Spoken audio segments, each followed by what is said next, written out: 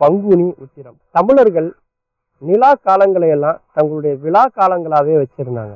ஒவ்வொரு மாதத்திலும் பௌர்ணமி எந்த நட்சத்திரத்தில் வருகிறதோ அதையே அந்த மாதத்திற்கு பெயராக கொடுத்தவர்கள் தமிழர்கள். சித்ரா பௌர்ணமி அப்படின்னு பேர், சித்திர நட்சத்திரம். அதே மாதிரி வைகாசி விசாகம், ஆவணி ஆவிட்டம், மாசி மகம், பங்குனி உத்திரம். இந்த மாதிரி ஒவ்வொரு மாதத்திலும் வரக்கூடிய பௌர்ணமியை அவங்க கொண்டாடினாங்க. ஏன்? அந்த காலத்துல மின்சாரமே இல்லாத காலம், மின்சாரமே கண்டுபிடிக்காத ஒரு காலம், விளக்குகளே இல்லாத ஒரு காலம். அப்போ தங்களுடைய இறைவனை வணங்கும் போது நிலவினுடைய வெளிச்சம் முழுமையாக இருக்கிற நாள்ல அந்த விழாவை அவங்க வச்சிருந்திருக்காங்க. நிலவினுடைய வெளிச்சம் அதிகமாக இருக்கக்கூடிய அந்த பௌர்ணமிக்கு ஒரு நாளைக்கு முன்னாடியிலேருந்து வீட்டிலேருந்து கிளம்பி வந்து பௌர்ணமியில் அந்த விழாவை நடத்திட்டு பௌர்ணமியுடைய வெளிச்சம் இருக்கும் பொழுதே அவங்க திரும்ப அவங்க வீட்டுக்கு வந்து போயிருக்கிறாங்க. அப்படி பல ஊர்களிலிருந்தும் மாட்டு வண்டிகளில் கால்நடையாக நடந்து வந்து ஒன்று சேர்ந்து இந்த விழாவை வந்து ஒவ்வொரு மாதமும் பௌர்ணமியை வந்து அவங்க வந்து கொண்டாடிட்டாங்க. அதிலும் குறிப்பாக பௌர்ணமி அதாவது பங்குனி உத்திரம் 12 மாதங்கள்ல 12வது மாதமாக வரக்கூடியது பங்குனி. அதே நேரத்துல நட்சத்திரங்கள்ல 12வது வரக்கூடியது உத்திரம் வந்து 12வது நட்சத்திரம். அதுதான் அதனுடைய ஒரு சிறப்பு அப்படின்னு நம்ம சொல்லலாம். அன்னைக்கு வந்து பாத்தீங்கன்னா கோயில்கள்ல இறைவனுக்கும் இறைவிக்கும் திருமணம் நடத்துவாங்க, திருக்கல்யாணங்கள் நடக்கும். சிவபெருமானுக்கு திருக்கல்யாணம் நடக்கும், முருகப்பெருமானுக்கு திருக்கல்யாணம் நடக்கும். ஏன் இறைவனுக்கு இறைவிக்கு திருக்கல்யாணம் பண்ணி வைக்கிறாங்க அப்படின்னு பாத்தீங்கன்னா, ஆண்கள் எப்போதுமே வந்து பாத்தீங்கன்னாக்கா அறிவுபூர்வமா யோசிப்பாங்க, பெண்கள் எப்போதுமே இதயபூர்வமா யோசிப்பாங்க. அதனால குழந்தைய தூக்கும்போது கூட ஆண் வந்து தோல் மேல தூக்கி வைப்பார், அறிவு மூளைக்கு பக்கத்துல இருக்கணும்னு நினைப்பார். பெண்கள் இடுப்புல தூக்குவாங்க, இதயத்து பக்கத்துல இருக்கணும் அப்படின்னு நினைப்பாங்க. திருக்கல்யாணம்ங்கிறது என்ன சொல்லுது அப்படின்னா, எப்போதுமே ஒரு மனுஷன் அறிவுபூர்வமா யோசிச்சாலும் லைஃப்ல வந்து வெற்றி பெற முடியாது.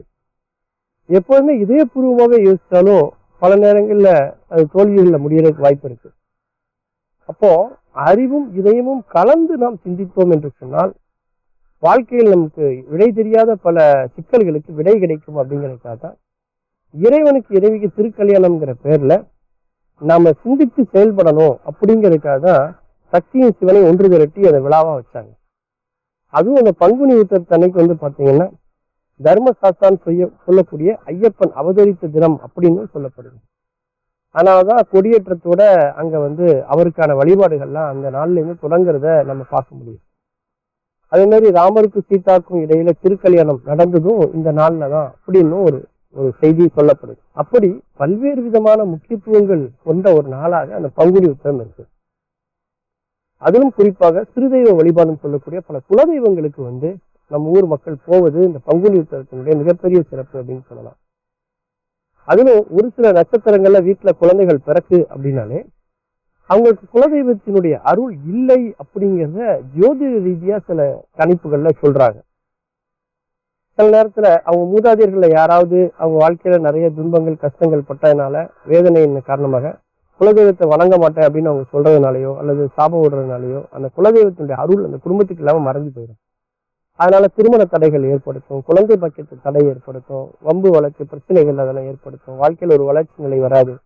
அப்படிப்பட்டவங்கலாம் வந்து பாத்தீங்கன்னா வருடத்துக்கு ஒரு முறையாவது அவங்க எந்த நாட்டுல எந்த ஊர்ல இருந்தாலும் கூட ஏதோ ஒரு காட்டுக்குள்ள ஊருக்கு வெளியில ஒரு திருக்கோயில்கள் மாதிரியான அமைப்புகள்ல இல்லாம கூட வெட்ட வெளியில ஒரு பனைமரத்துக்கு கீழே மரத்துக்கு கீழே கூட எங்கேயோ ஒரு இடத்துல அந்த குலதெய்வம் இருந்தா கூட அந்த குலதெய்வத்தை தேடி போய் அவங்களுக்கு ஒரு பொங்கல் வைத்து அவங்களுக்கு வந்து அபிஷேகம் பண்ணி அவங்கள வணங்கக்கூடிய அந்த சிறுதெய்வ வழிபாட்டினுடைய முக்கியத்துவத்தை எடுத்து சொல்லக்கூடிய நாளாகவும் நம்முடைய மண்ணுல வந்து அந்த பங்குனி உத்திரம் வந்து மிக முக்கியமான ஒரு இடத்தை பெறுது அப்படின்னு சொல்லலாம்.